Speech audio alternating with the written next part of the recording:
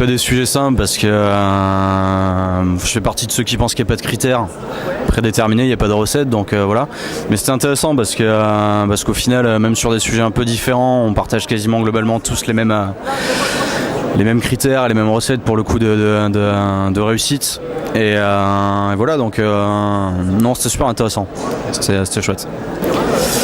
Alors moi je suis un peu vieille école, c'est-à-dire que je considère le numérique, oui certes comme une révolution, mais un peu en fait comme surtout la transformation de secteurs déjà existants. Et du coup je pense pas qu'il faille miser à 150% sur le tout numérique et le digital, etc. pour le développement régional en l'occurrence. Par contre, amener du digital, amener du numérique, accompagner, transformer, etc. Je pense qu'il y a clairement un foyer. Après on est dans une région, on est dans une super région.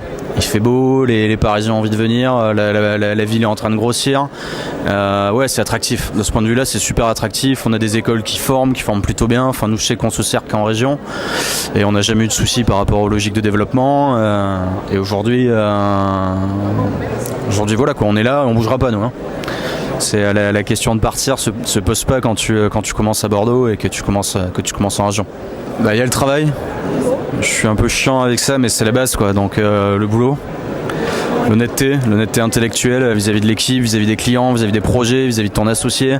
C'est des mini-contrats que tu crées à chaque fois, donc les contrats quand tu les casses, c'est pas bon. Donc je pense que l'honnêteté et le travail sont quand même les deux critères principaux qui te permettent a priori de tenir une vision stratégique.